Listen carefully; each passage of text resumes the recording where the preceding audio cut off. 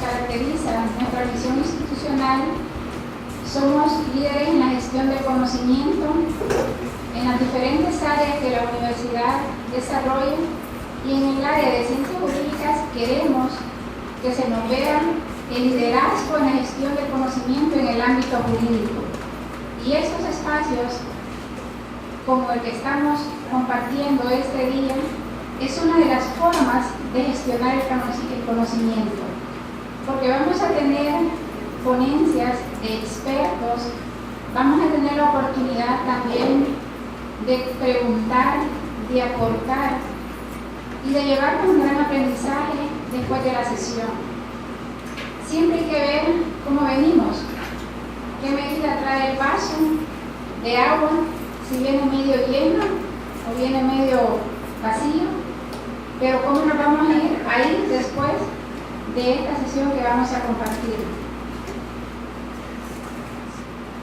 Ya los compañeros mencionaron que el 5 de junio fue declarado el Día Internacional del Medio Ambiente y tiene ciertos objetivos en donde, si los revisamos, nos vemos en cada uno de ellos.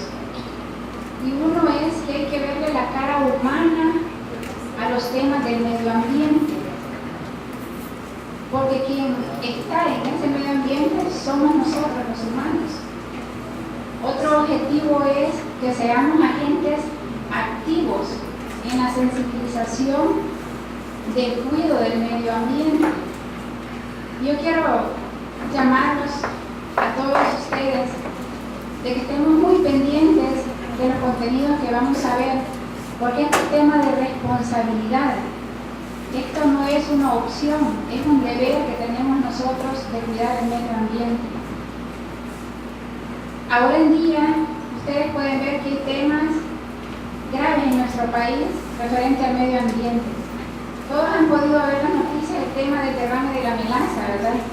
En Chalchuapa, que ha contaminado, bueno, en un primer momento el río de San Lorenzo por una amenaza que viene de un ingenio llamado Las Magdalenas. Todos preguntan quiénes son los dueños de la Magdalena, ¿verdad? Pero últimamente también se dio otro derrame en Apopa, también contaminó otro río, pero estos ríos van contaminando otros. Da tristeza cuando se ve todos los que eran pececitos ya muertos por causa de esa contaminación. Para mí, como decana de la Facultad de Ciencias Jurídicas, créanme que es un verdadero orgullo tener a dos personalidades que van a participar como ponencia y que ejercen la judicatura, porque no solo tienen un gran perfil profesional, sino un perfil humano y ético. Aprovechemos la oportunidad, jóvenes, porque somos privilegiados de contar con este espacio. No me queda más que agradecerles la presencia a todos y a todas, agradecerle a Dios por permitir este momento y que disfrutemos el espacio que vamos a compartir. El Salvador tiene un nivel de deterioro significativo, profundo en algunos casos en cuanto a sus recursos naturales. No les voy a hablar de esto ahora, pero solo para darles algunas ideas, ¿verdad? En el tema de recursos forestales tenemos menos del 28% de recursos forestales en todo el país, y de eso el 14% son cafetales. Entonces realmente nuestros recursos forestales están casi terminados, Esto es dramático, ¿verdad? Ya ha provocado alteraciones significativas en nuestra forma de vida, en los mantos acuíferos, en el microclima, en el clima en general, ¿verdad? Y afecta y corre el riesgo de afectar a nuestros hijos, a nuestros nietos y a las futuras generaciones de Salvador. Así que es muy importante que todas las instituciones, y creo que esta universidad, como siempre, está tomando la delantera en muchos temas, ¿verdad? Tomando en consideración el tema del medio ambiente. Quisiera, en las 4 horas que me han dado, comenzar a explicar un poco de la jurisdicción ambiental, para que despertemos un poco. Me pidieron que les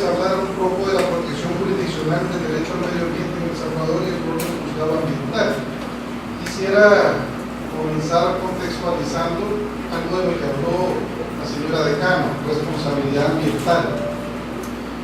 En materia ambiental, tradicionalmente encontramos tres tipos de responsabilidades ambientales: la responsabilidad administrativa, la responsabilidad penal y la responsabilidad civil. Ustedes lo pueden ver aquí en este cuadro. Esta responsabilidad le corresponde de manera diferente a tres instituciones diferentes. La responsabilidad administrativa es competencia del Ministerio de Medio Ambiente. La responsabilidad penal, ¿verdad?, le corresponde tramitar la acción penal a la Fiscalía ante los juzgados de paz, de instrucción y de sentencia, o sea, por la comisión de los delitos contra el medio ambiente. Y la responsabilidad civil ambiental, que le corresponde al juzgado ambiental. Vamos a ver ahora en un momento que la responsabilidad civil ambiental es una responsabilidad civil bastante diferente respecto de la responsabilidad civil tradicional que deriva del derecho civil. Brevemente, avanzamos a la responsabilidad administrativa. La responsabilidad administrativa se concreta en un catálogo de infracciones administrativas que están en la Ley del Medio Ambiente: no obtener permisos ambientales, negarle información a la administración, o sea, al Ministerio de Medio Ambiente, etc. Hay un listado de infracciones administrativas. Por esas infracciones hay sanciones, ¿verdad?, establecidas en la ley. Hay un procedimiento administrativo sancionatorio. En el procedimiento administrativo sancionatorio, el Ministerio de Medio Ambiente puede dictar medidas preventivas. Finalmente, el Ministerio de Medio Ambiente adopta una resolución donde puede ordenar, entre otras cosas, la restauración del medio ambiente. Y fíjense que este punto que está aquí como el punto número 5 es algo que quisiera comentar con un poquito más de detalle. Tradicionalmente, el derecho administrativo sancionatorio solo se ha enfocado en imponer una sanción, nada más. O sea, nunca ha tenido una finalidad diferente. Pero en materia ambiental se ha incorporado como una de las finalidades del procedimiento administrativo sancionatorio la restauración ambiental. Para eso el Ministerio puede ordenar diferentes medidas de restauración. Por ejemplo, en el caso de los derrames de Velázquez, el Ministerio de Medio Ambiente con sus técnicos puede dictar una resolución donde le diga al ingenio: mire, estas son todas las medidas de restauración que usted va a cumplir. Eso ha sido tradicionalmente algo ajeno al derecho administrativo sancionatorio, que, como les decía, siempre se ha enfocado, ¿verdad?, en únicamente imponer una sanción, nada más. Pero aquí encontramos una finalidad distinta. Bueno, el Ministerio de Medio Ambiente certifica, en caso de incumplimiento de esas medidas de restauración ambiental, el incumplimiento, esto lo certifica, hace un valúo económico de los daños y eso puede llegar al conocimiento de la jurisdicción ambiental. La decisión del Ministerio de Medio Ambiente admite un recurso de revisión. Avanzamos ahora a la responsabilidad penal. En el Código Penal encontramos un listado de delitos contra el medio ambiente, desde el artículo 253 en adelante. Pero además en el Código Penal encontramos algo que la doctrina llama delitos de incidencia ambiental. O sea, otros delitos que tienen relación, ¿verdad?, con el tema del medio ambiente, aunque no son o no están dentro del capítulo de los delitos contra el medio ambiente. Para los delitos, la ley penal establece varias sanciones: prisión, multas, inhabilitación de funcionarios y empleados. ¿Cómo se dilucida la responsabilidad penal? Ustedes ya lo saben, mediante un proceso penal, ¿verdad?, que está tramitado con arreglo al Código Procesal Penal. Finalmente se dicta una sentencia donde se puede condenar a la persona, ¿verdad?, en responsabilidad penal por un delito ambiental, por ejemplo, contaminación ambiental. Esta sentencia penal también puede ser una condena de responsabilidad civil. Y Y aquí esto ya tiene relación con la jurisdicción ambiental. Si la condena es económica, se condena a un imputado, por ejemplo, a pagar $10,000, esa sentencia del juez penal sirve como título para demandar el juicio ejecutivo ante la jurisdicción ambiental. Si el tribunal de sentencia, en la sentencia de un delito ambiental, únicamente condena en abstracto en la responsabilidad civil, eso puede ir a un proceso de investigación ante la jurisdicción ambiental. Entonces, encontramos un ámbito de relación o de incidencia entre la responsabilidad penal y la responsabilidad civil ambiental. Y vamos ahora a la responsabilidad civil, que es la responsabilidad que corresponde al juzgado ambiental. Primero, el fundamento legal de esta responsabilidad es el artículo 85 de la Ley de Medio Ambiente. La competencia para dilucidar esta responsabilidad es el juzgado ambiental. Esperamos que en enero del próximo año también haya un juzgado ambiental aquí en la ciudad de San Miguel. ¿Cuáles son los ámbitos de competencia de la jurisdicción ambiental? En primer lugar, el dictado de medidas cautelares, y esto es un tema muy importante y sensible dentro del derecho ambiental. O sea, lo que en la doctrina se llama responsabilidad preventiva por daños ambientales o amenazas de daños. Y por eso, piensen ustedes, es bien curioso que en la jurisdicción ambiental tenemos más casos de medidas cautelares que propiamente de procesos de otro tipo. Porque claro, el derecho ambiental es un derecho preventivo que tiende a evitar que los daños se produzcan. El segundo ámbito de competencia es la responsabilidad restaurativa. El juzgado ambiental puede conocer demandas que tengan como propósito única y exclusivamente ordenarle a alguien o a una empresa que restaure un daño ambiental, nada más. Eso es lo que se conoce como responsabilidad restaurativa. Y tercero, la responsabilidad indemnizatoria, o sea, el de poder condenar económicamente a una persona natural o jurídica, empresa que ha provocado un daño contra el medio ambiente. Esta responsabilidad indemnizatoria, fíjense, es subsidiaria de la responsabilidad restaurativa. O sea, que solo en caso de que no sea posible restaurar el medio ambiente, pues entonces se da paso a una indemnización económica. De lo contrario, no se da. Los sujetos responsables, personas naturales o jurídicas, industrias, empresas, diferentes titulares de obras o de proyectos, etc. Hay una amplia legitimación procesal, ya vamos a hablar un poquito más adelante de eso. Está establecido un proceso ambiental que se rige por el código, por la ley de medio ambiente en primer lugar, y subsidiariamente por las normas del Código Procesal Civil y Mercantil. Y esto debo mencionarlo, esto es un vacío todavía, que no tenemos una ley procesal ambiental propia o una ley procesal que permita la más amplia legitimación procesal posible. Luego, tenemos los tipos de procesos que pueden ser tramitados en la jurisdicción ambiental: el proceso declarativo común, los procesos ejecutivos, de los que ya les explicaba, y el proceso de liquidación también, que pueden ser procesos que se tramiten en la jurisdicción ambiental. Tenemos que luego del proceso se dicta una sentencia, hay mecanismos para controlar su cumplimiento, también recursos de apelación y de casación. Ahora tenemos ya algunas sentencias, una sentencia por ejemplo que acabamos de dictar donde se ha condenado a una empresa, una sociedad, únicamente a la restauración del recurso hídrico afectado en un municipio del occidente del país. No hay ningún otro tipo de condena, únicamente a que restaure el recurso hídrico. Nos hemos quedado, el hidrólogo determinó para que se tenía que monitorear todo este invierno, pues vamos a quedar monitoreando hasta el mes de diciembre. Seguimos avanzando.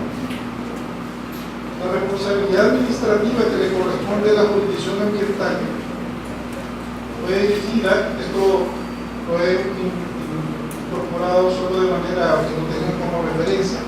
La jurisdicción ambiental fue creada ya en decreto 684 del 22 de mayo de 2014, donde se establece la creación de 3 juzgados ambientales: Santa Ana, San Miguel y San Salvador, una cámara ambiental con sede en San Salvador, la sala de lo civil para los recursos de casación y también la Corte Plena. Y temporalmente, quien conoce de los recursos de apelación de nuestras decisiones, la Cámara Tercera de lo Civil de la primera sección del centro. Ahora quisiera detenerme un poquito más en esto de la responsabilidad civil que le corresponde tramitar al juzgado ambiental, porque esto ha tenido muchos equívocos en la práctica, en los abogados incluso, respecto al rol del juzgado ambiental. Lo primero que debo decirles es que el juzgado ambiental no tiene ninguna competencia de carácter penal y tampoco tiene ninguna competencia de carácter administrativo. Así que cuando oigan allí en los medios de comunicación que el juzgado ambiental está atado porque no puede imponer multas, ustedes ya saben que eso es erróneo, porque el juzgado no tiene competencia para imponer multas. Ahora vamos a ver en detalle su competencia. Fíjense, tradicionalmente, vamos a hablar de la responsabilidad civil, tradicionalmente que deriva del derecho civil, la responsabilidad civil que le corresponde al juzgado ambiental. En primer lugar, el nombre. Tradicionalmente se ha hablado de responsabilidad civil en el derecho. Hoy en materia ambiental no hablamos propiamente de responsabilidad civil, aunque todavía se habla en esos términos, sino que hablamos de un derecho de daños. Desde el nombre ha cambiado, ¿verdad?, la denominación. En segundo, la responsabilidad civil del derecho civil siempre se enfocó en el sujeto que daña, o sea, en la gente que provoca el daño. El derecho ambiental gira en torno a la víctima, o sea, el sujeto dañado. Y de ahí el principio de favor victimario, o sea, el principio de favor de la víctima. Tercero, el derecho civil o la responsabilidad civil tradicional no da cabida a la prevención. En el derecho ambiental, la responsabilidad ambiental sí da cabida a la prevención, lo que se llama tutela civil inhibitoria, y a la responsabilidad por el daño causado o por el daño irrogado. Es lo que implica restaurar el medio ambiente, o lo que se llama también tutela resarcitoria. Fíjense ustedes, la responsabilidad, el régimen jurídico, ¿dónde está regulada la responsabilidad civil en nuestro sistema jurídico? En el Código Civil. Los abogados, el Código diferencia entre responsabilidad contractual y responsabilidad extracontractual.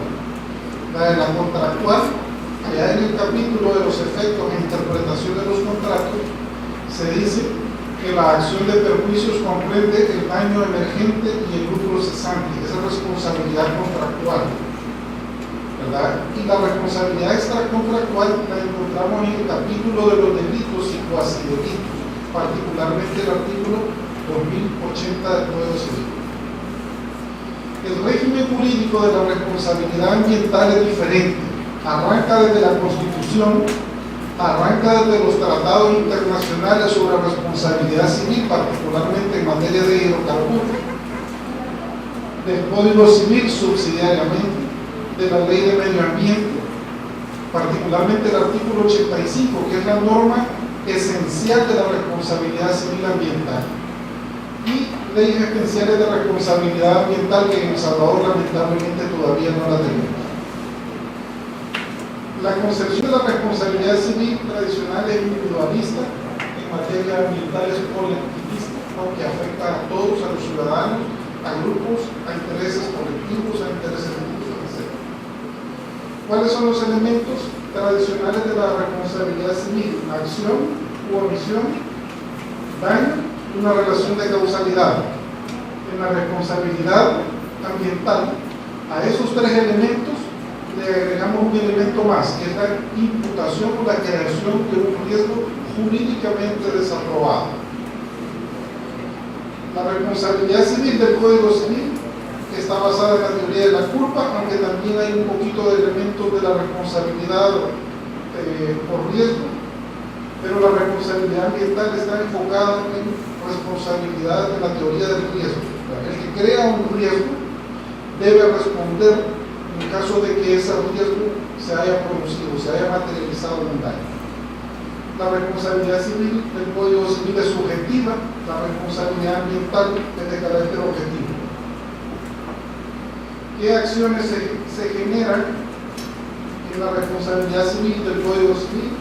Una acción de responsabilidad civil indemnizatoria, fundamentalmente. O sea, ¿verdad? Si alguien incumplió un contrato, debe pagar dinero por haber incumplido.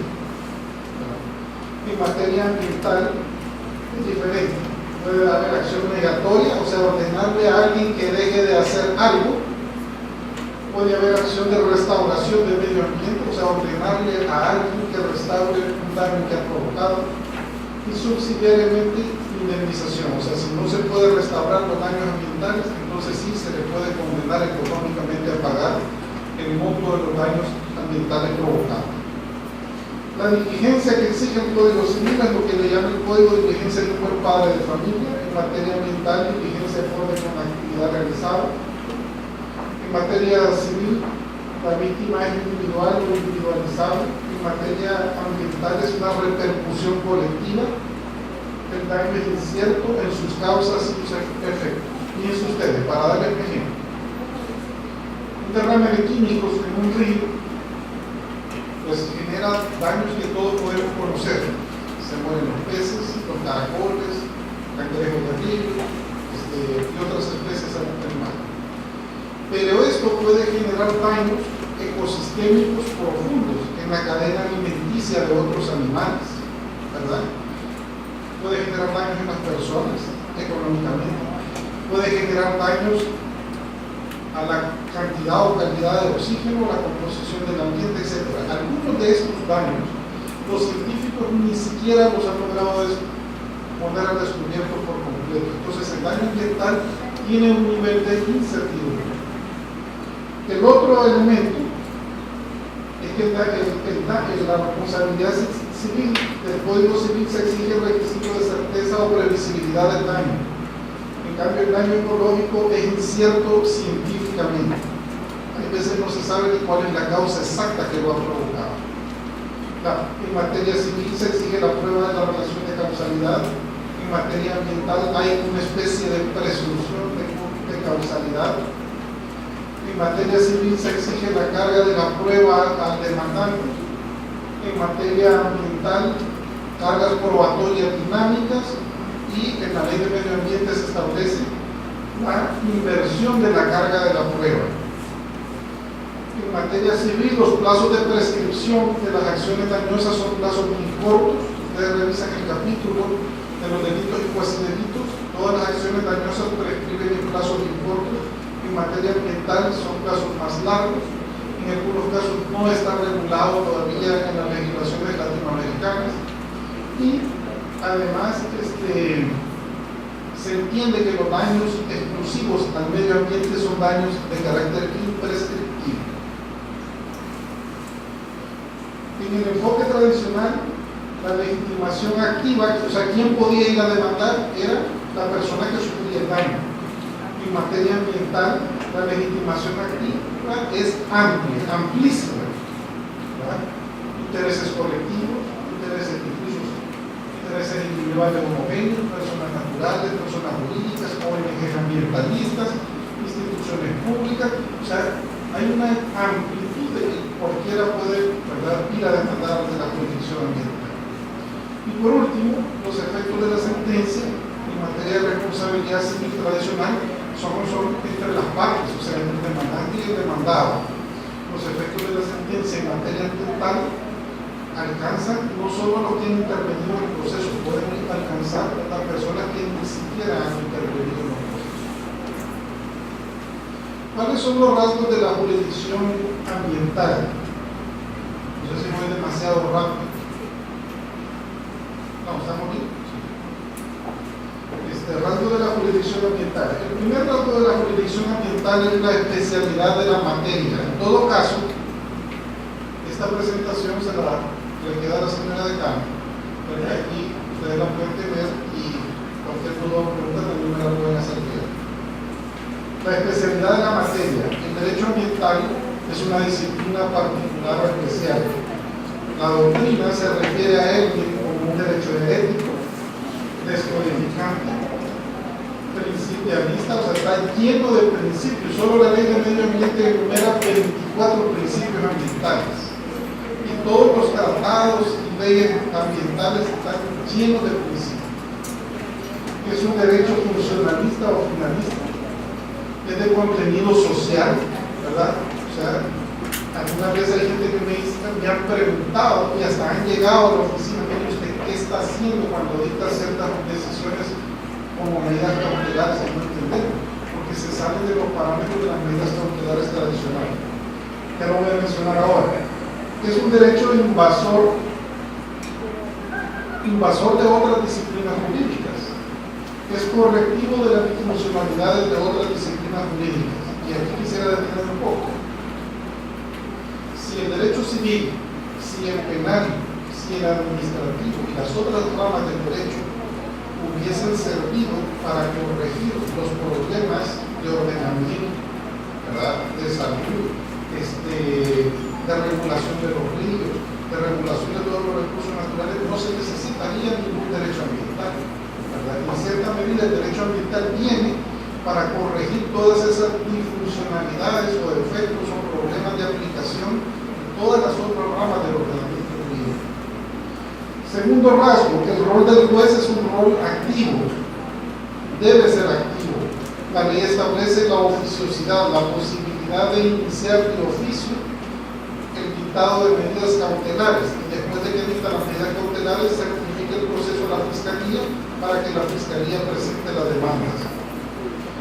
Se le llama a este modelo de justicia de acompañamiento o justicia de protección. La legitimación procesal, ya le mencionaba que es una legitimación procesal amplia, tutela intereses colectivos, difusos e intereses individuales homogéneos.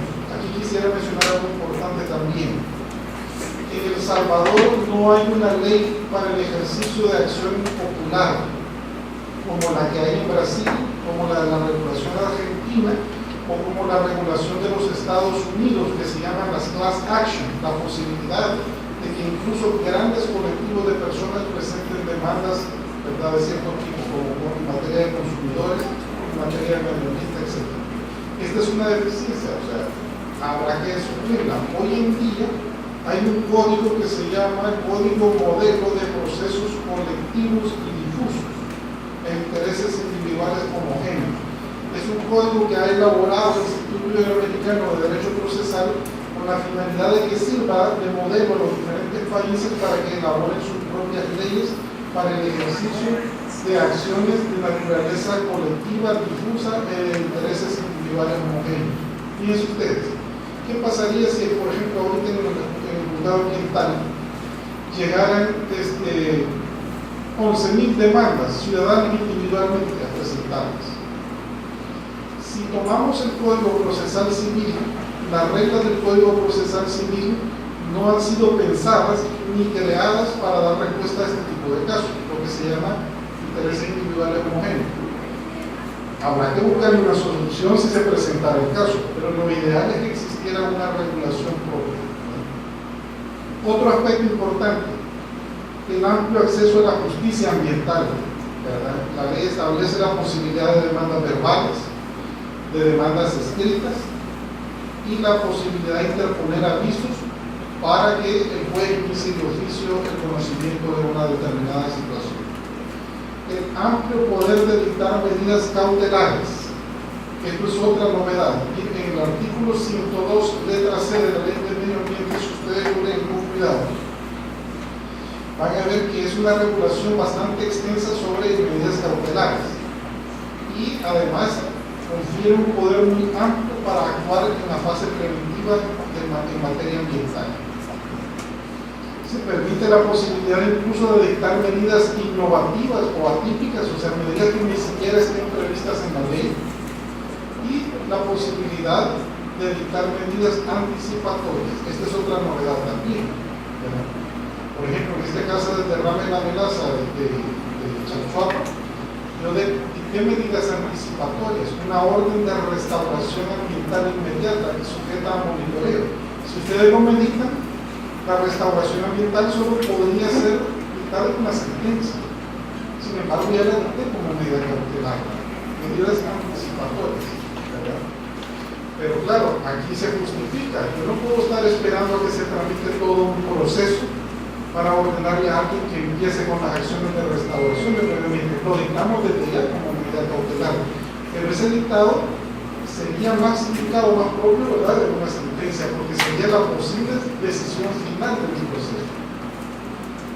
Potestades probatorias amplias, incluso la posibilidad de producir prueba de oficio por parte del juez. Hay una inversión de la carga de la prueba, o sea, que debe probar es el demandado. Los efectos de la sentencia son efectos de carácter general, pueden afectar no solo a los que han intervenido en el proceso. Hay mecanismos efectivos para cumplirla, incluso la posibilidad de decretarle embargo a alguien si no quiere cumplir con la decisión. La multidisciplinariedad es otro de los aspectos de la jurisdicción ambiental, en lo material y en lo organizativo. En lo material, porque fíjense, nosotros como juzgado ambiental aplicamos normas administrativas, penales, civiles, etc. Todos los sectores del ordenamiento jurídico, tratados, etc. Y organizativa, porque el tribunal cuenta con un equipo multidisciplinario, ¿verdad?, un biólogo, un ingeniero químico, un ingeniero agrónomo para el desempeño de sus roles o de sus funciones. En otros países, fíjense que el modelo es que los expertos de las ciencias también son jueces. Por ejemplo, los tribunales chilenos, uno de los jueces es experto de las ciencias, el biólogo tiene otra carrera, no es abogado. Y por último, de la jurisdicción ambiental queda excluida la competencia penal y también la competencia administrativa sancionatoria. Muchas gracias por la atención.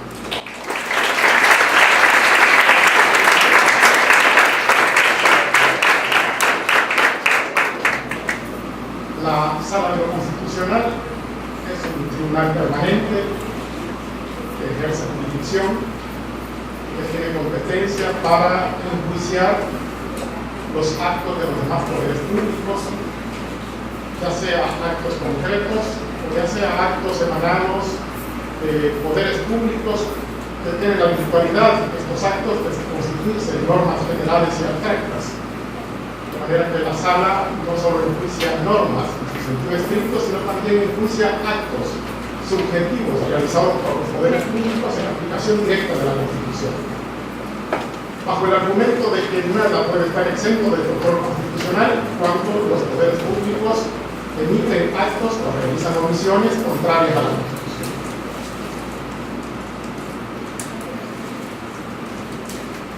Las decisiones de la Sala de lo Constitucional tienen también efectos vinculantes para todos los poderes públicos, para los particulares, y a partir de esa interpretación que dan a la Sala sobre determinados actos o determinadas normas jurídicas, esa determinación vincula y obliga, digo, con carácter general.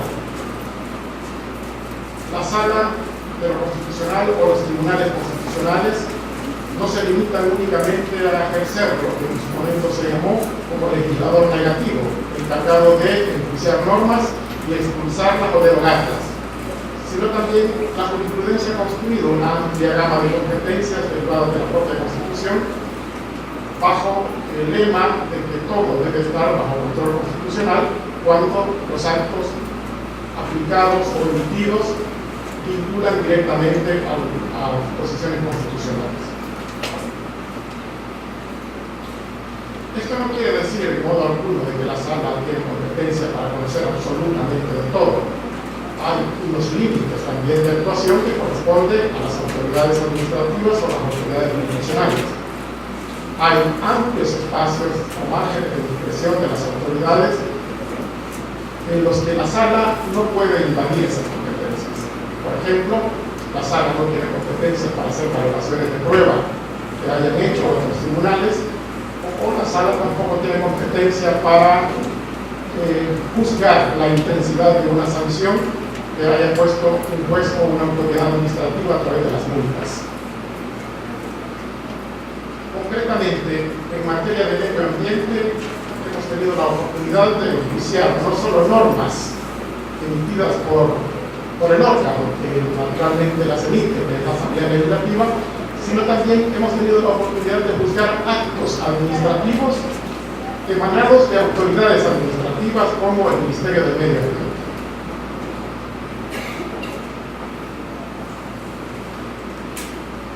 El artículo 117 de la Constitución, que es, digamos, la base para que las autoridades, los poderes públicos, nos encarguemos de proteger el derecho al medio ambiente, que aunque es una disposición solitaria que aborda este tema, en realidad, en mi opinión, recoge los elementos importantes para la protección de este bien difuso que es el medio ambiente.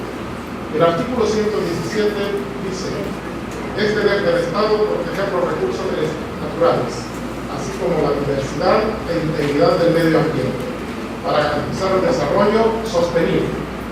Se declara de interés social la protección, conservación, aprovechamiento racional, restauración o sustitución de los recursos naturales en los términos que establezca la ley. Se prohíbe la introducción al territorio nacional de residuos nucleares y desechos tóxicos. Esta disposición, repito, aunque es única, contiene en realidad las pautas generales para que, mediante una interpretación adecuada, tengamos todos los poderes la obligación de defender, de proteger, de controlar los actos que afectan el medio ambiente. Como lo veremos en algunos casos que voy a plantear, muchas veces la protección al medio ambiente genera afectación a otros derechos también constitucionales. Como sabemos, la Constitución recoge un conjunto de derechos, principios, valores que no tienen un orden jerárquico. No hay una jerarquización de los derechos constitucionales. Todos los derechos constitucionales deben de tener vida y deben de ser protegidos. Pero muchas veces se producen colisiones o confrontaciones entre derechos constitucionales que tienen, por supuesto, igual rango o categoría.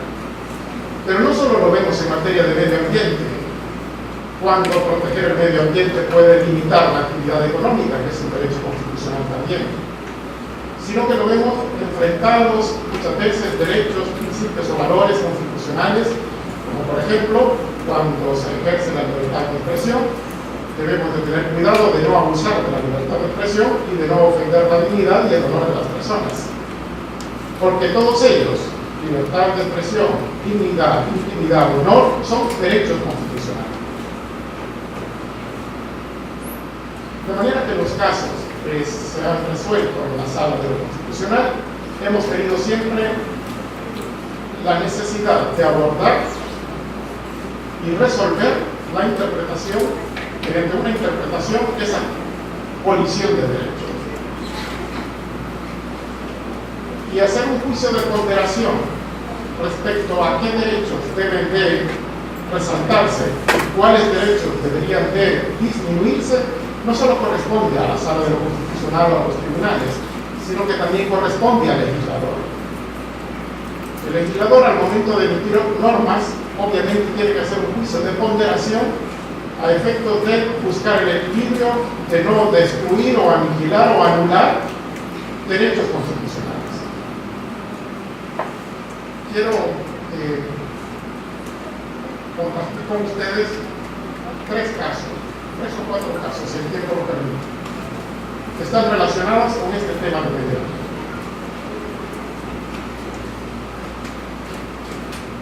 El primero de ellos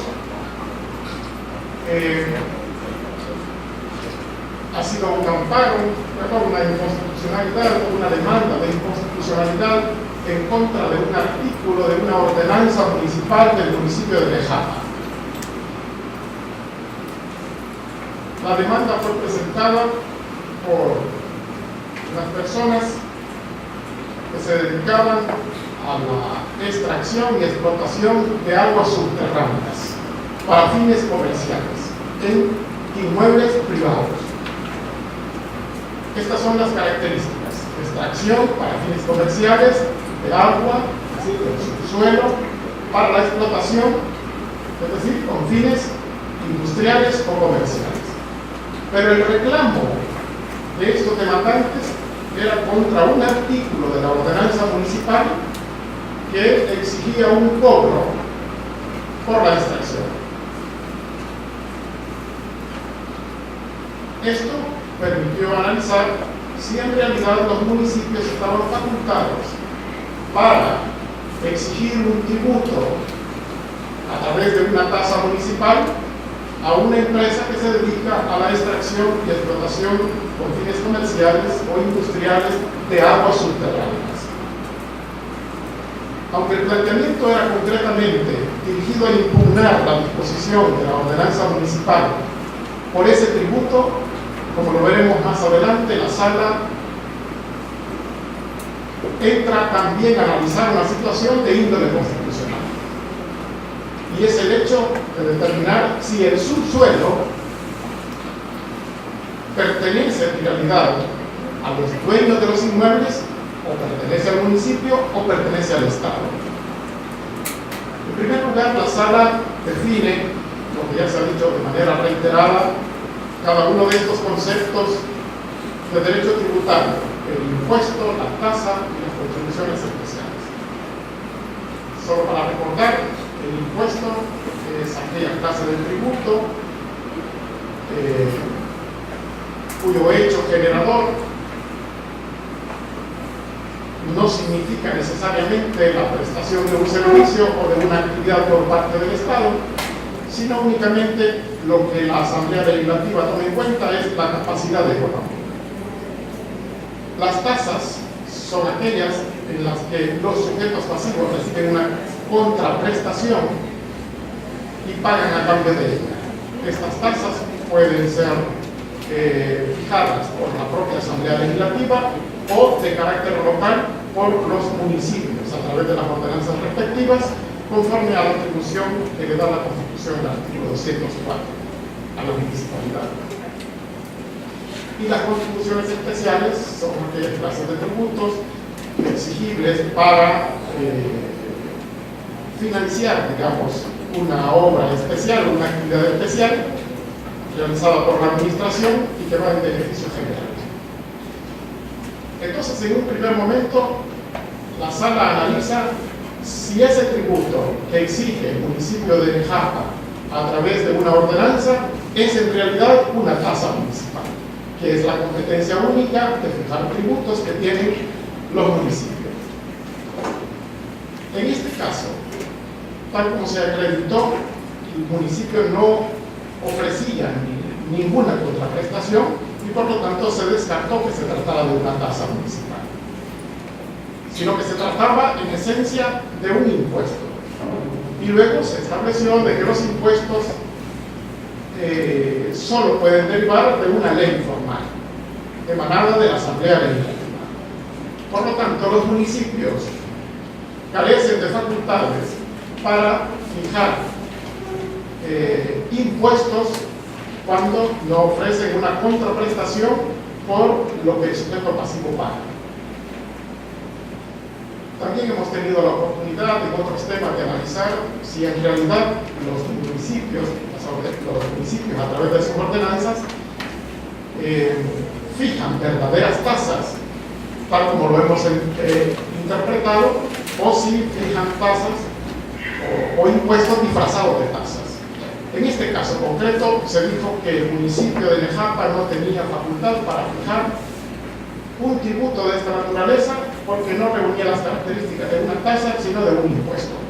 Y por lo tanto estaba impedido el municipio de exigir el cobro. Se declaró inconstitucional, consecuentemente el artículo 9 de esta ordenanza se expulsó, se le ordenó al municipio a abstenerse de realizar cobros a esas personas en específico que estaban explotando, recurso hídrico en una propiedad privada.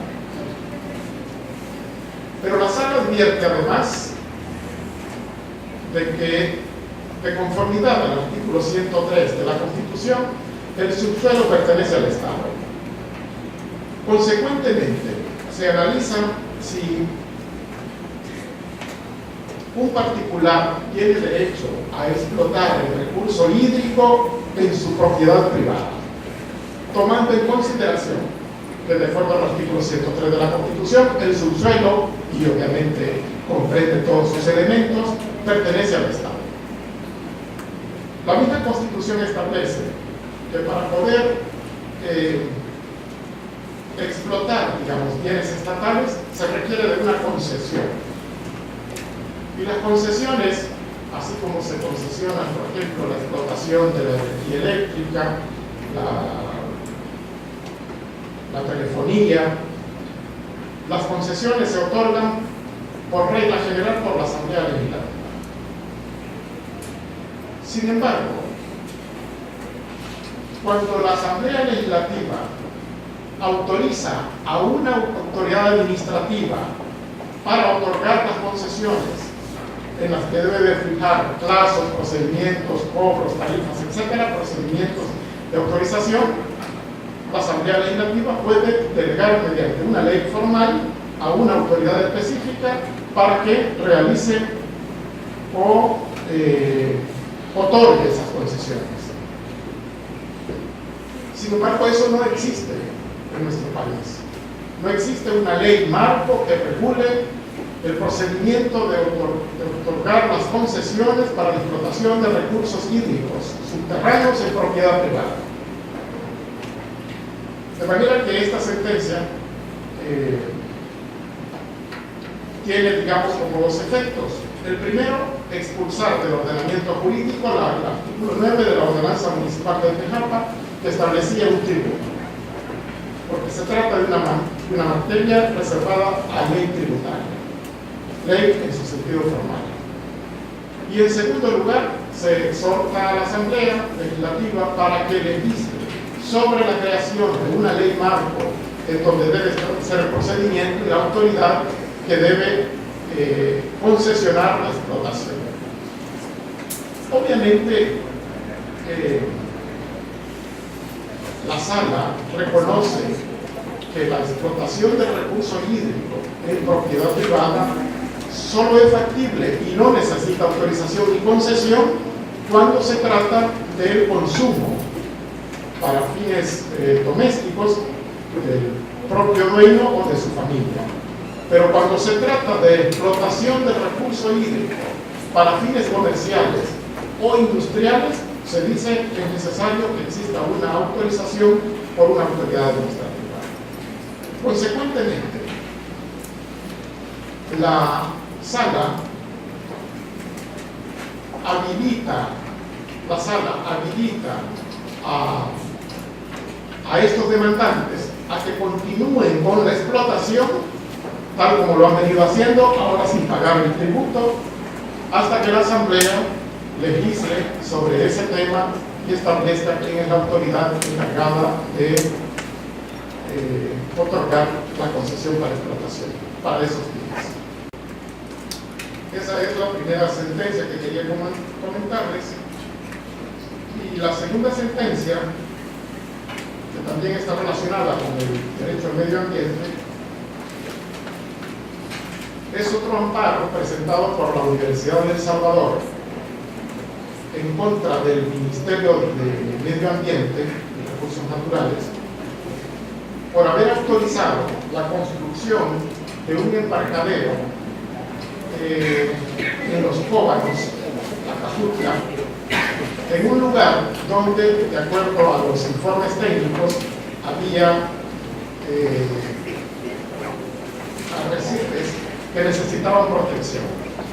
Y la Universidad de El Salvador realizó una investigación, presentó unos dictámenes, propuso al Ministerio que no realizara tal autorización, y el Ministerio de Medio Ambiente no solo desatendió la sugerencia de estos demandantes, sino que prácticamente la desconoció, no hizo ninguna relación sobre la veracidad, autenticidad o certeza de estos informes. Entonces, lo que se estaba reclamando concretamente era el acto administrativo por parte del Ministerio del Medio Ambiente de haber autorizado la construcción de un embarcadero que, de acuerdo a los informes, el dragado que se iba a hacer iba a generar la muerte de muchas especies, la anulación de corales, de los arrecifes, y por lo tanto iba a existir un deterioro grave al medio ambiente marino. Además, la Universidad de El Salvador había identificado justamente ese lugar para gestionar que se declarara como zona reservada, como área protegida, debido a la existencia de estas especies marinas. Bueno, la universidad también explica que en ese momento estaban justamente haciendo unos trámites para que la asamblea declarara como área protegida esa zona y la iban a proponer a una red iberoamericana de protección de costas marinas y de zona de arrecifes. Por lo tanto, la sala, al constatar esta circunstancia, ciertamente declaró que era inconstitucional, que había una violación al derecho al medio ambiente marino. La autorización del Ministerio del Medio Ambiente invalidó esa autorización, ordenó la suspensión de cualquier trabajo que se desarrollara en el mismo y ordenó también la restauración del medio ambiente porque ya habían iniciado las labores. Hay un aspecto que se toma en cuenta también. Yo creo que esto puede darnos una idea de qué manera ven algunas autoridades autorizaciones de esta naturaleza, que una vez que había sido autorizado la construcción del embarcadero, el Ministerio del Medio Ambiente se dio cuenta y ordenó la suspensión de los trabajos que ya habían iniciado y paralizó prácticamente el trabajo. Lo que quiero decir es que practicaron inspección después de haber autorizado. Esto lo que refleja es un grado de irresponsabilidad por parte de las autoridades administrativas en las autorizaciones para actos que finalmente terminan afectando el medio ambiente. La tercera sentencia que voy a comentar es una sentencia dictada también en un proceso de amparo, que, como ustedes saben, los procesos de amparo tienden a tutelar los derechos vulnerados por las autoridades administrativas o jurisdiccionales. Aquí, en este amparo, que es un amparo contra la ley autoaplicativa, es decir, que genera, digamos, vínculos obligatorios a partir de la propia emisión de la ley, sin que se requiera de un acto concreto de una autoridad para que genere una afectación. Aquí se trata entonces de un amparo contra la ley autoaplicativa y está relacionado con la pesca artesanal. La pesca artesanal, en la que también está de por medio la protección al medio ambiente marino. Como uno de los presupuestos para poder tramitar un proceso de amparo es que haya existido una afectación, un agravio a los demandantes, aquí el agravio consistía, de acuerdo a los planteamientos de los demandantes, en que a través de reforma a esta ley, artículo 28 y 31 de esta ley especial, se había ampliado los espacios de reserva acuática. Los pescadores artesanales sostuvieron que esta reforma les generaba agravio porque prácticamente los habían mandado a pescar más en la profundidad. Habían establecido en estas reformas que los pescadores artesanales no podían realizar sus actividades en la primera milla marina.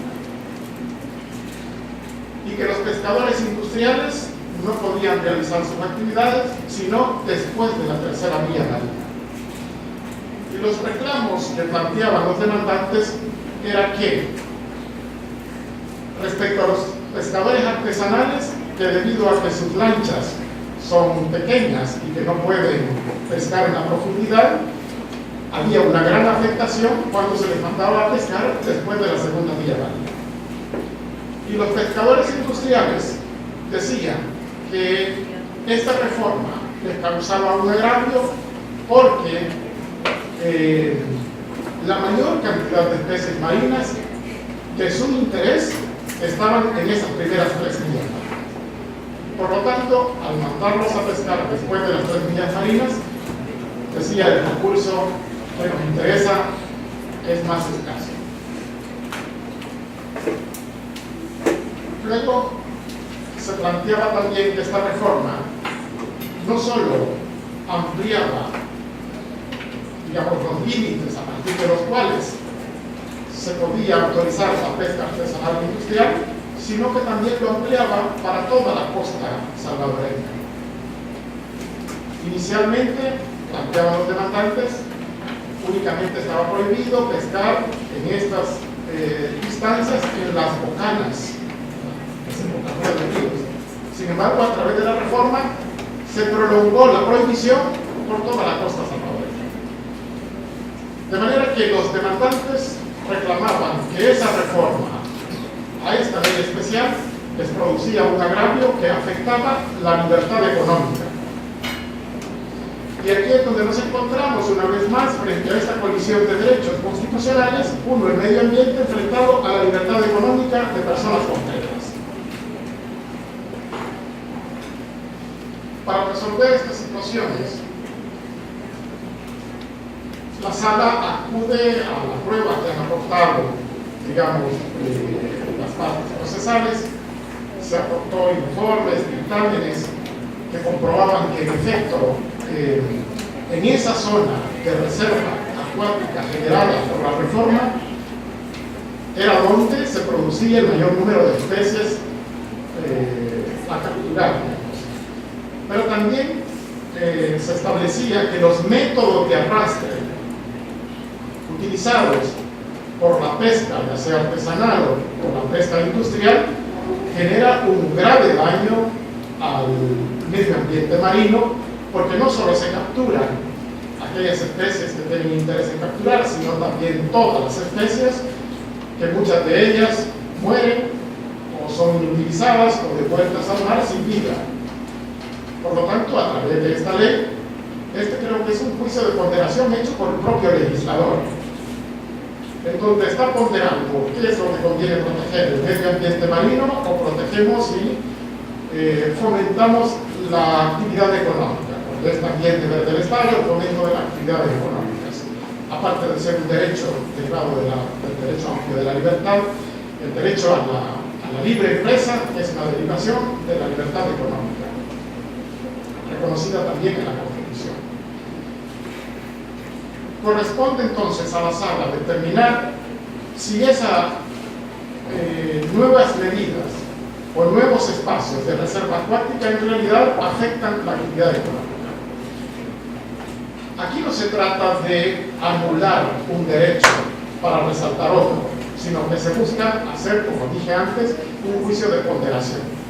Y en ese juicio de ponderación, que es usual que se haga también cuando hay derechos constitucionales enfrentados, se tiene que analizar, por ejemplo, en primer lugar, si la medida adoptada por la Asamblea Legislativa es una medida idónea, la idoneidad de la medida. Y en este caso concreto, en efecto, se estableció de que la prohibición derivada de una ley es una medida idónea para proteger el medio ambiente. El segundo nivel de análisis es la necesidad, si esta medida idónea era necesaria. En este punto, los demandantes planteaban que no era necesario ampliar la reserva acuática, sino acudir a otros métodos para garantizar o proteger el medio ambiente marino. Decían, por ejemplo, que debían de imponer con mayor frecuencia las vedas que son las prohibiciones para pesca en determinados tiempos, generalizar las vedas, ya no solo en determinados sectores, sino en toda la costa. Entonces los demandantes proponen distintas alternativas que a su criterio eran, digamos, paliativas para la finalidad que se persigue con la veda. La sala consideró también de que era una medida necesaria, vinculante y obligatoria para todos. Y luego, al final, se hace un juicio de ponderación, que es una especie de poner en la balanza el medio ambiente y al otro lado la libertad económica o la libertad de empresa. Se dijo de que en realidad la reforma no estaba orientada a anular el derecho a la libertad económica, sino a limitarlo, por un lado. Y por otro lado, se dijo que la pesca en estos espacios cortos, en la vía marina, producía un grave deterioro al medio ambiente marino. Consecuentemente, la afectación a la libertad económica, a la libertad de empresa, se consideró que era una afectación moderada, frente a la afectación intensa que se produciría de permitir la pesca en estos lugares donde hay la máxima procreación de especies marinas, en donde a través de los métodos de arrastre, repito, no solo van dirigidos al camarón, sino también a muchas otras especies que prácticamente gran porcentaje de ellas mueren al realizar una pesca en estos caminos.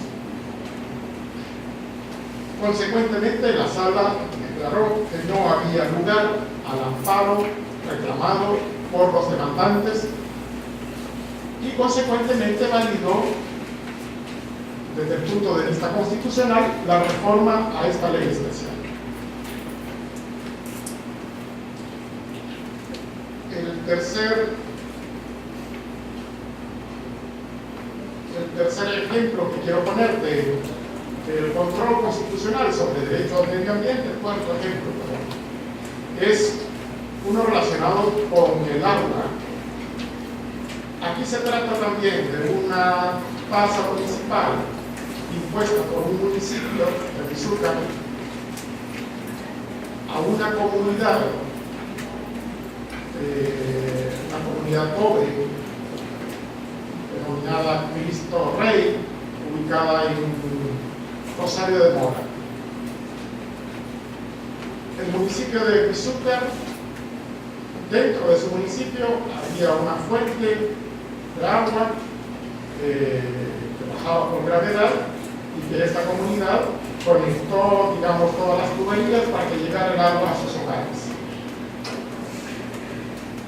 Esta construcción fue realizada por la propia comunidad con recursos propios y con ayuda de organismos internacionales. Y el municipio de Bizúcar les cobraba, sin realizar ninguna contraprestación, les cobraba $2,000 mensuales, que esta comunidad no tenía capacidad para pagar. Entonces presentaron un amparo en contra de ese artículo de la ordenanza municipal de Bizúcar, y la sala, aquí en esta sentencia, que se extiende no solo a analizar concretamente este artículo de la ordenanza municipal, sino que se extiende a analizar si en realidad el agua o el derecho al acceso al agua es un derecho fundamental. La sala reconoce el carácter de derecho fundamental que tiene el acceso al agua. Esta sentencia fue dictada hace ya un par de años, y a partir del cual se ha dicho en esta sentencia que los ciudadanos tienen derecho al acceso al agua, y por lo tanto, si se trata de derechos subjetivos, pueden reclamarse como tales ante las autoridades. Y no solo se limita la sala a hablar del derecho al agua, sino además explica a la sala cuáles son las características que debe tener el agua, la suficiencia y la obligación del Estado de facilitar a los ciudadanos el acceso al agua. Consecuentemente, en vista de que el municipio de Izúcar no prestaba ningún servicio a esta comunidad, sino que eran por recursos propios, se la trasladaban hacia la misma, la sala declaró pues, que había lugar a amparar a esta comunidad y le ordenó al municipio abstenerse de realizar cobros porque no se trataba de ninguna contraprestación derivada de la propia municipalidad. Estas eran las 4 sentencias que quería comentarles, pero yo quiero también hacer un comentario respecto a la enorme responsabilidad que tienen las autoridades, que tenemos las autoridades en garantizar el derecho a un medio ambiente sano. Pero si bien es cierto que esto va dirigido a los poderes públicos, también es una responsabilidad de todos los ciudadanos de proteger el medio ambiente. Tal como lo explicaba Samuel, hay recursos que son con su agotamiento irreversibles y que nos corresponde a todos la debida protección. Hay obviamente también temas, esto está relacionado también con la propia cultura. Con la propia cultura, ya lo hemos hablado con Samuel, estos temas de la irresponsabilidad de ciudadanos, con tanta naturalidad tirando basura en las calles, echando humos, talando árboles, sin tener absolutamente ninguna responsabilidad ni respeto a la materia ambiental. Ni las propias autoridades, pues supuestamente deben de ser duras y rigurosas en las autorizaciones, en la práctica creo que no lo son. Y la dificultad que se tiene, por ejemplo, en otra sentencia en la que conocimos la contaminación por plomo por parte de la empresa de las baterías en El Salvador, baterías Record, la irresponsabilidad, porque esta fue una sentencia también muy interesante, porque se trataba de una ciudadana que fue a demandar a todas las autoridades, al Ministerio de Medio Ambiente, al Consejo Municipal de Colón, creo que no recuerdo de qué municipio pertenece, demandó al Ministerio de Salud, al Ministerio de la Pública, a la Fiscalía, demandó a todas las autoridades. Demandó a una empresa, Salazar Romero, por haber hecho una construcción de unas viviendas en una zona que estaba contaminada. Y ella, el agravio que debía generar, es que había comprado una vivienda y que esto estaba generando afectación al medio ambiente. En estos casos también se hicieron evaluaciones de muchos habitantes y efectivamente había daños al medio ambiente, al agua, al aire, con enfermedades que habían generado a toda la comunidad. Pero lo que quiero decir es que la sala ordenó al Ministerio de Medio Ambiente hacer una obra de restauración en ese sitio, también de trasladar los contaminantes que existen en esa zona, y bueno, todavía no se ha cumplido a cabalidad, invocando la ausencia de recursos económicos por parte del Ministerio de Medio Ambiente. Pero yo creo que esto, al igual que otros temas relacionados con derechos humanos, la ciudadanía tiene una importante participación. Los procesos de inconstitucionalidad son promovidos por ciudadanos que no tengan un agravio específico en una ley que se ha emitido, pero también los procesos de amparo que van dirigidos o son promovidos y que van dirigidos contra actuaciones de los poderes públicos o también contra particulares, porque también la sala ha admitido de carácter excepcional la promoción de amparos contra particulares, no solo contra autoridades, sino contra particulares que realizan actos que afectan derechos fundamentales.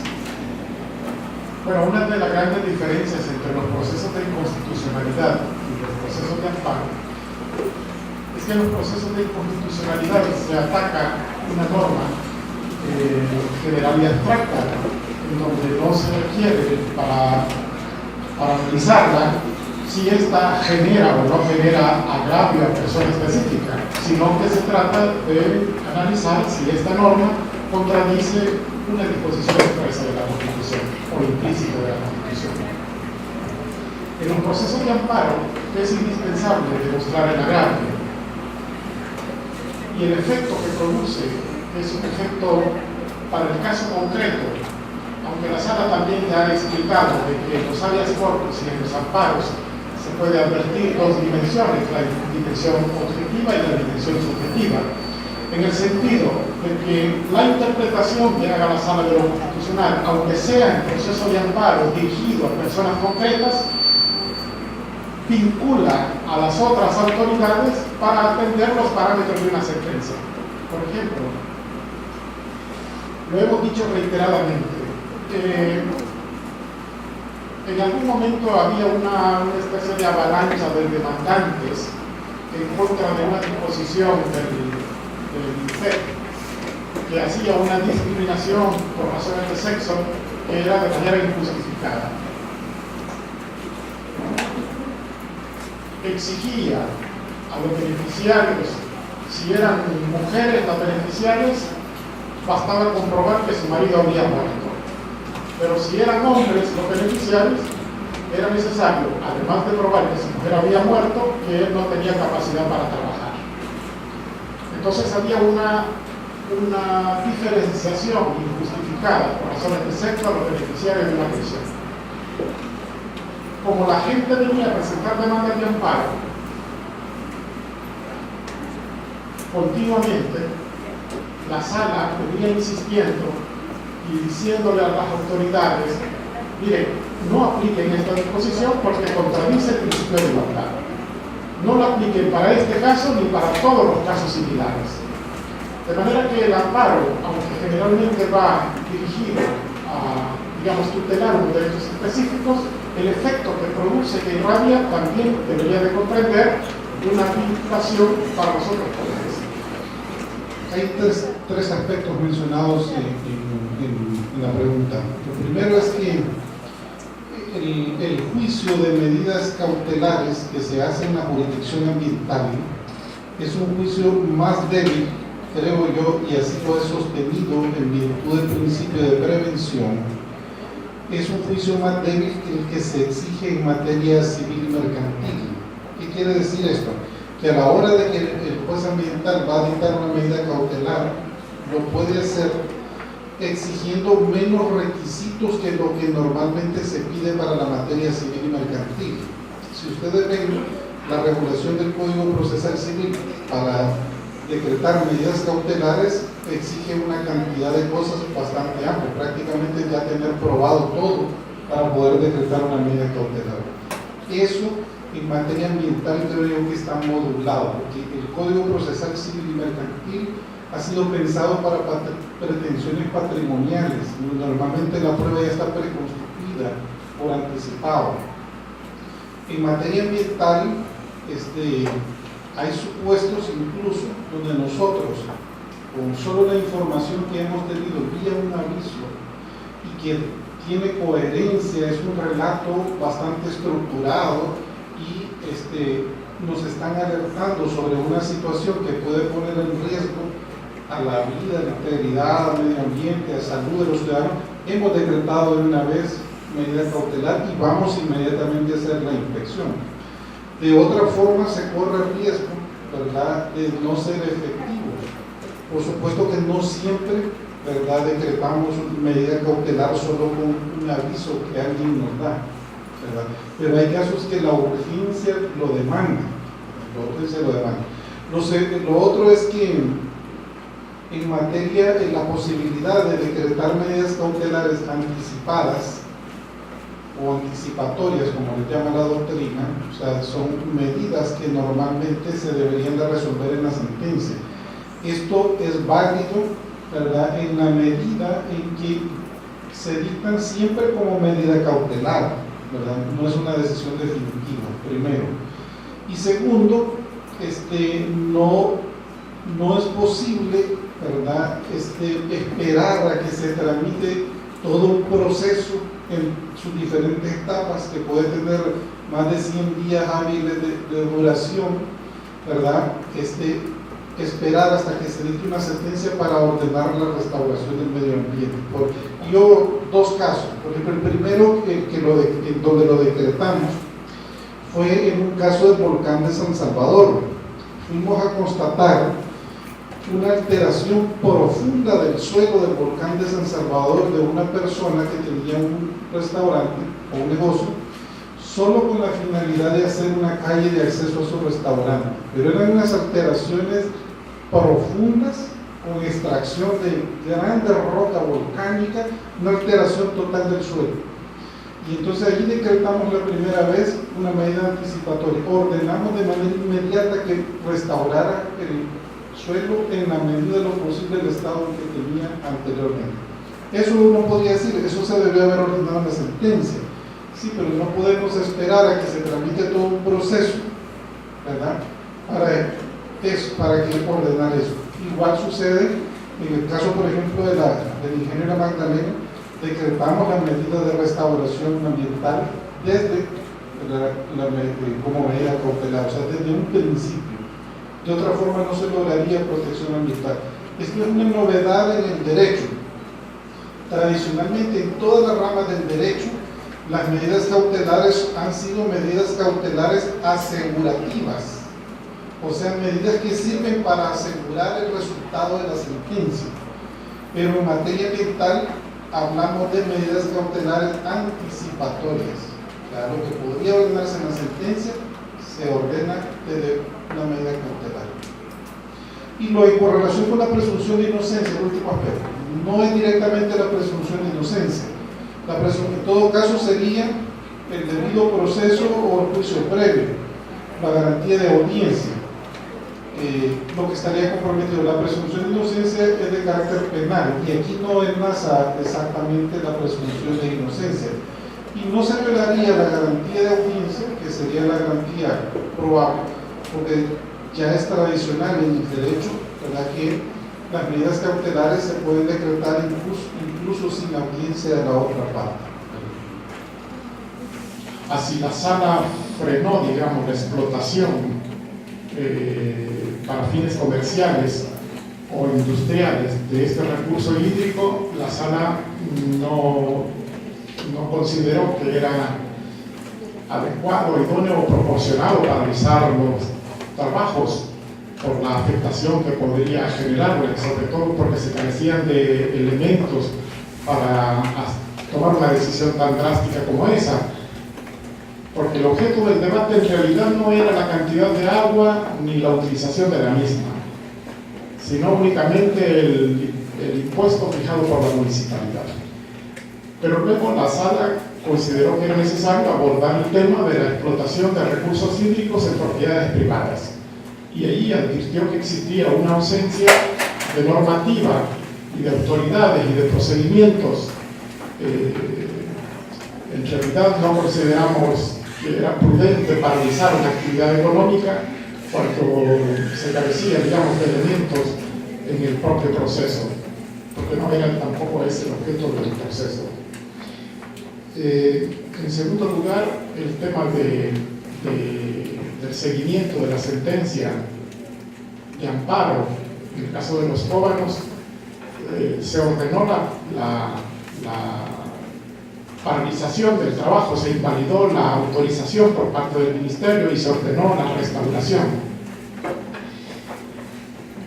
Yo aquí tengo que confesar algunas de las deficiencias, de muchas que puede tener la Sala de lo Constitucional, y es el hecho de no tener una unidad específica que dé seguimiento al cumplimiento de las sentencias que se emiten, sobre todo en un país como el nuestro, en donde las autoridades suelen ser reacias a cumplir las sentencias. Hasta hace muy poco tiempo hemos decidido crear una pequeña oficina con 2 o 3 colaboradores para que den seguimiento respecto al cumplimiento de las sentencias. Hemos visto que algunas autoridades no cumplen o demoran o cumplen de manera parcial las decisiones emanadas de la Sala de lo Constitucional. Y no solo lo vemos en los particulares, sino también en las propias autoridades. Basta recordar un par de ejemplos de la Asamblea Legislativa que se niega, por ejemplo, a legislar sobre determinados puntos, a pesar de que la Sala se lo ha ordenado, o que se niega a volver a elegir a unos funcionarios porque los que eligió fue de manera contraria a la Constitución. Y encontramos, pues, Olmo recientemente, cuando se le reclamaba a la Asamblea Legislativa por qué no cumplía el tema de pensiones, dijo que no había acuerdos y que si la Sala quería meter a la cárcel a todos los diputados, pues que lo hicieran. Una especie de reto, digamos, para que la Sala busque unas maneras coercitivas de hacer cumplir sus sentencias. Pero en el caso concreto, en realidad no se verificó, no se ha verificado si hubo y de qué manera la restauración de los daños que se habían generado. Afortunadamente, en este caso, no había avanzado mucho el proyecto y no se habían producido los daños que se habían dimensionado por parte de la Universidad de El Salvador, pero no se ha realizado un seguimiento del cumplimiento de esta sentencia. Y uno de los principios ambientales, el principio de educación ambiental que está previsto en la Ley de Medio Ambiente, artículo 2, letra N, dice: la educación ambiental se orientará a fomentar la cultura ambientalista a fin de concientizar a la población sobre la protección, conservación, preservación y restauración del medio ambiente. Esta es una deuda, efectivamente, tal como lo mencionaba la señora decana. Luego, en relación con el tema de la melaza en Chalchuapa, ahí decretamos, fíjense, yo fui a hacer la inspección e inmediatamente adopté una decisión, o sea, una decisión inmediata, urgente, lo más inmediato, lo más rápido, por razón del conocimiento que tuve respecto de la inspección. Adoptamos varias medidas. Una de ellas fue ordenar la inmediata restauración de todos los recursos naturales afectados. Esto queda sujeto al monitoreo, que es durante un plazo, que es la decisión, 6 meses que hemos dado para monitorear este cumplimiento. Lo segundo, le impusimos al Ministerio del Medio Ambiente la obligación de que junto a los técnicos, a los biólogos, a los hidrólogos que ellos tienen disponibles, puedan verificar y monitorear el cumplimiento de la orden de restauración ambiental que dimos al ingenio, ¿verdad? O sea que en todo el proceso el Ministerio del Medio Ambiente debe estar monitoreando que se cumpla la restauración, ¿verdad? En función de todos los recursos naturales que se afectaron.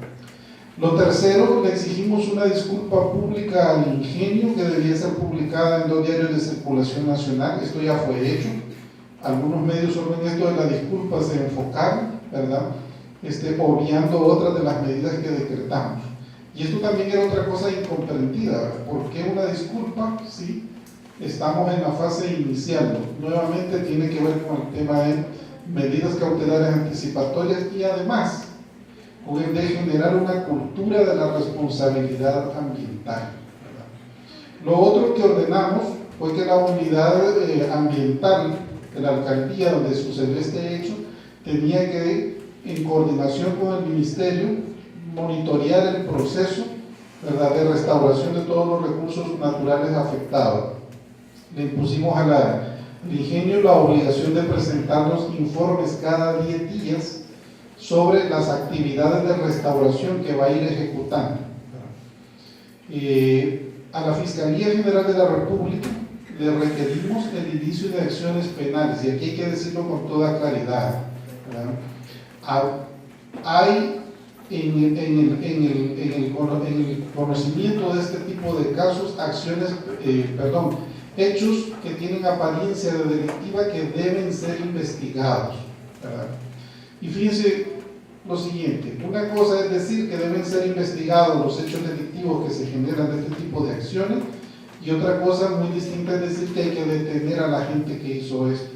En esto hay que también ser un poco razonable. Cuando yo llego al ingenio, ¿verdad?, Los señores fiscales ya andaban ahí, ¿verdad? Y no habían hecho ninguna detención, pero tampoco le han dado la calidad de imputado a nadie. A lo que yo voy es a lo siguiente: si se hubiera detenido a los gerentes, a los administradores de este ingenio, eso hubiera sido un efecto peor, ¿verdad? Porque en el momento urgente de atender la situación que estaba sucediendo ahí, pues necesitamos que esta gente, que es la que dirige, que es la que conoce, ¿verdad?, pues tomara las acciones inmediatas. Pero la investigación penal era necesaria y por eso ordenamos esta medida también.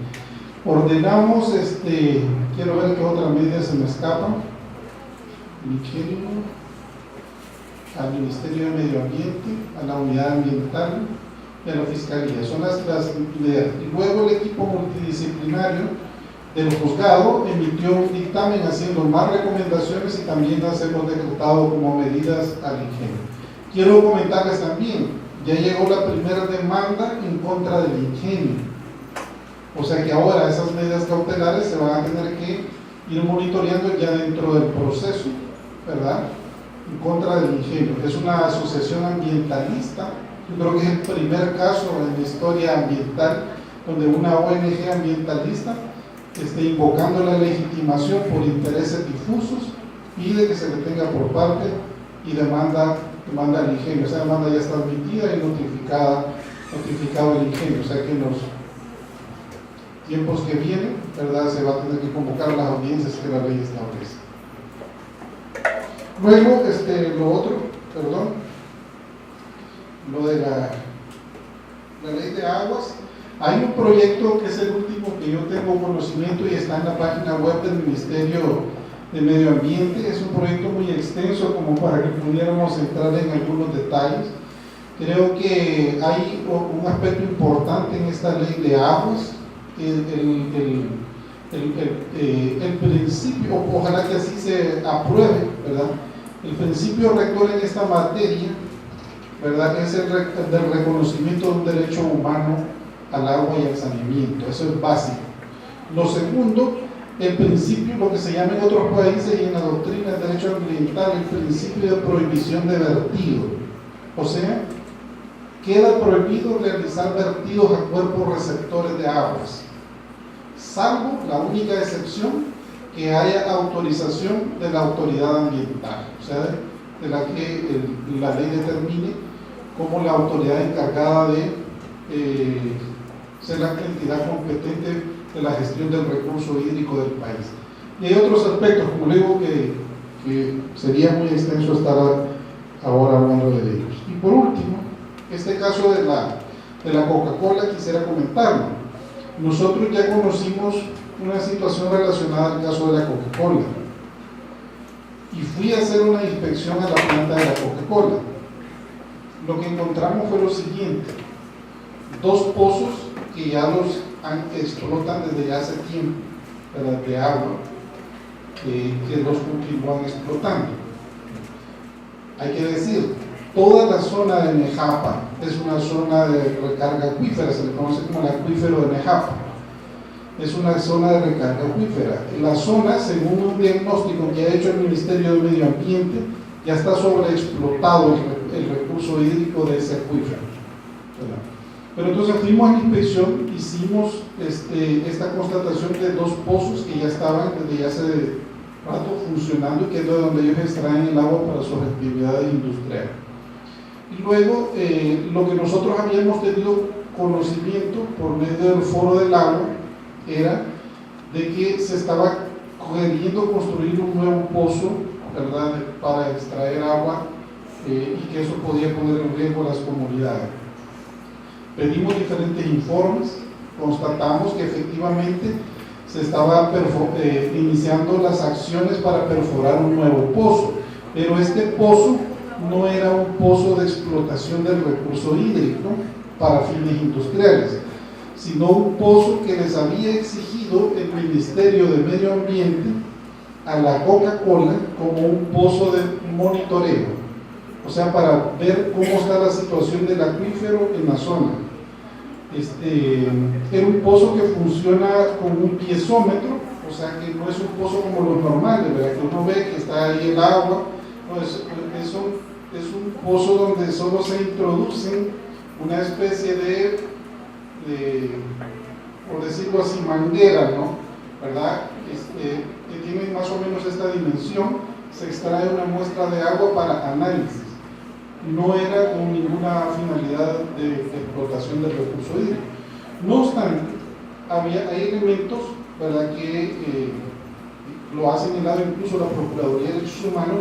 El Ministerio no debió haber hecho de que ese pozo, que la finalidad es obtener información sobre el acuífero, esté en una propiedad privada. El Ministerio lo hubiera hecho, ¿verdad?, en una propiedad pública, ya sea del municipio o de otra, ¿no? Entonces, es una de las cosas que se le ha señalado, que no debieron autorizar que este pozo de monitoreo estuviera en una propiedad privada, ¿verdad? Pero este pozo, ¿verdad?, era únicamente con finalidades de monitoreo del acuífero.